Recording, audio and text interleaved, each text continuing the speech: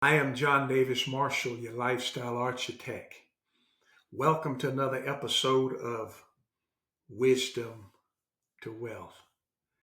Each Thursday, we bring you Finance Matters.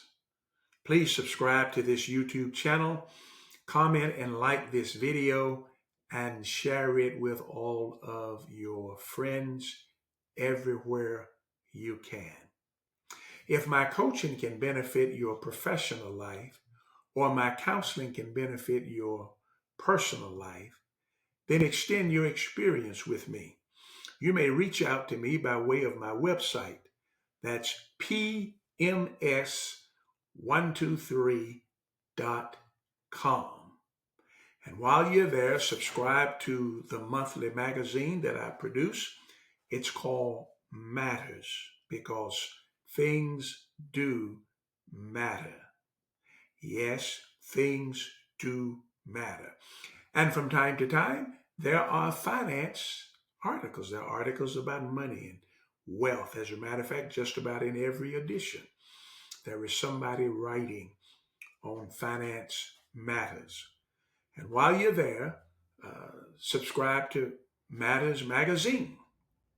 Check out Wisdom Wares. Wisdom Wares enable you to make a positive, powerful public statement without ever opening your mouth. And while you're there, bless your life with one of my books. As a matter of fact, this book, Show Me the Money, is the book that we'll be studying from today. Pull up a chair, get comfortable, get you a cup of coffee or iced tea, open the Word of God, and let's see what God has to say. We've been talking about the financial mess that so many people are in.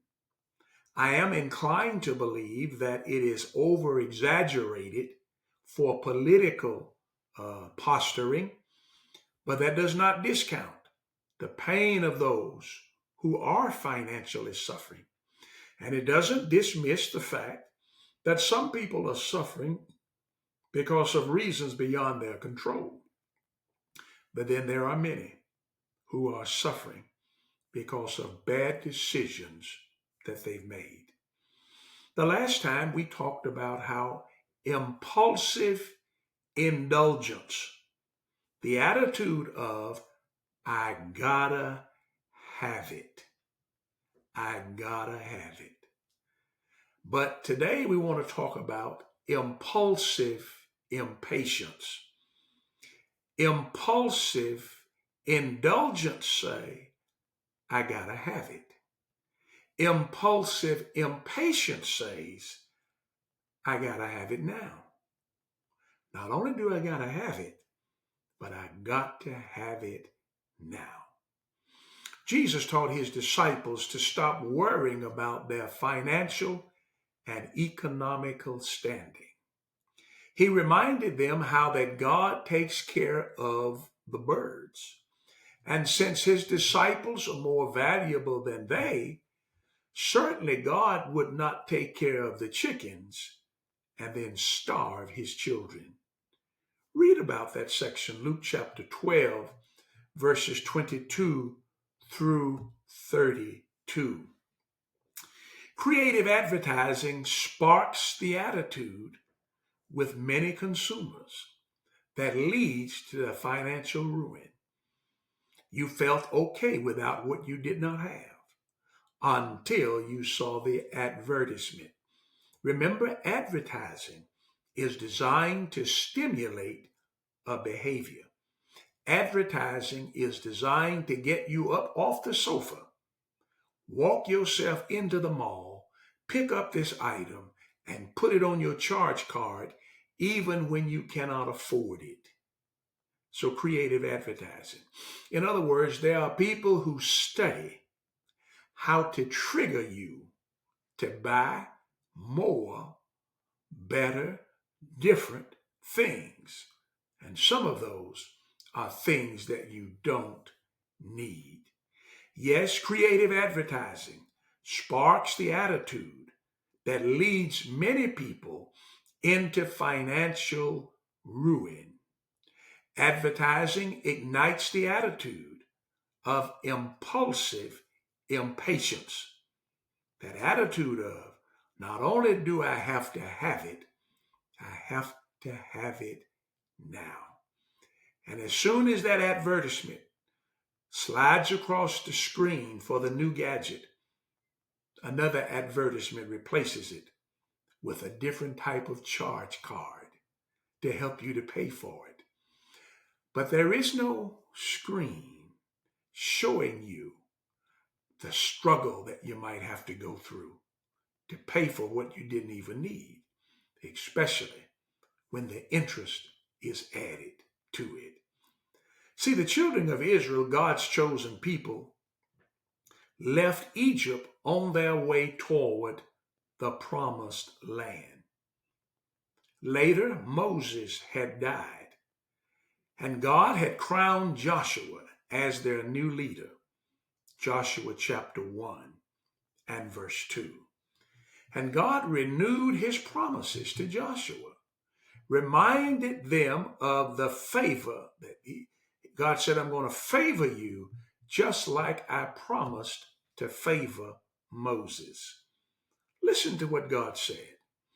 He said to Joshua, every place on which the sole of your foot treads, I have given it to you, just as I spoke to Moses.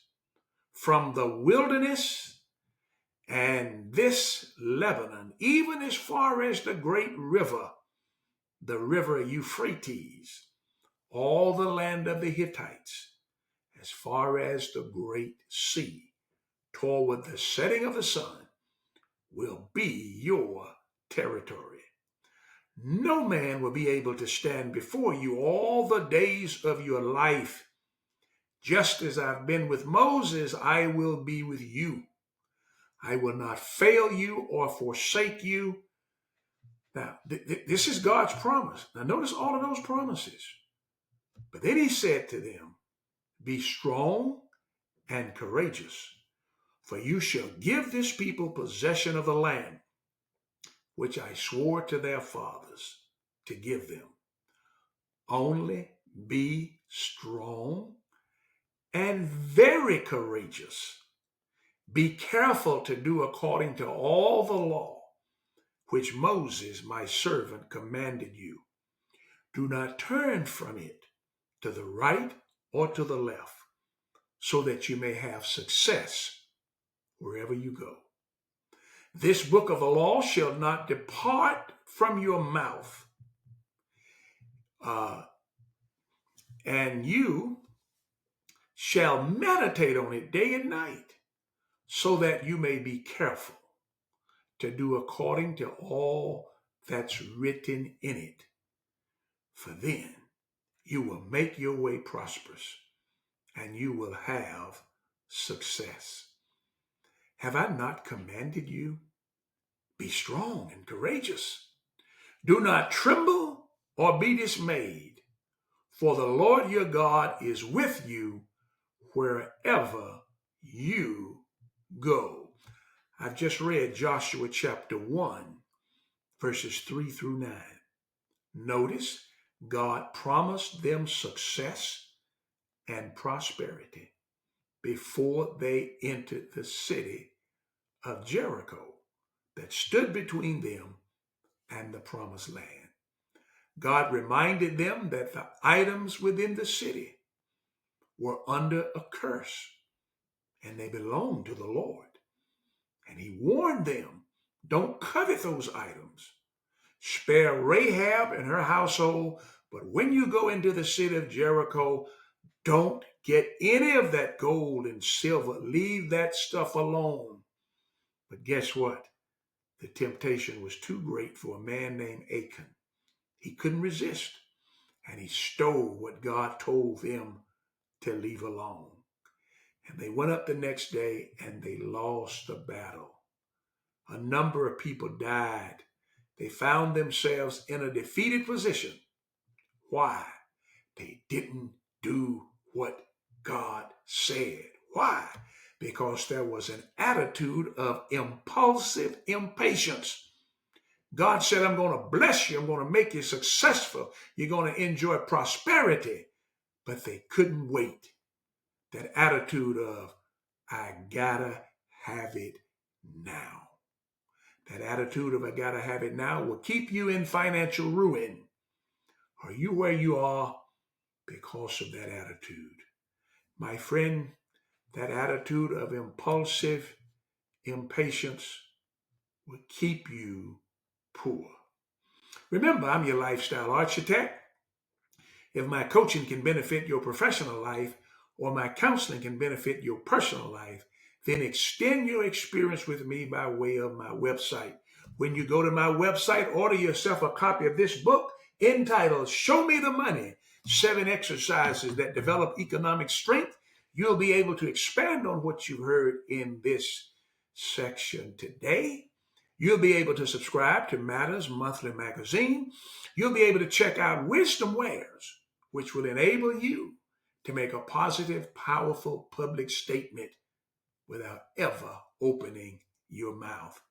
Please subscribe to this YouTube channel, comment and like this video, and share it everywhere you possibly can. Indeed, it is true. A better you begins with a grace view of God.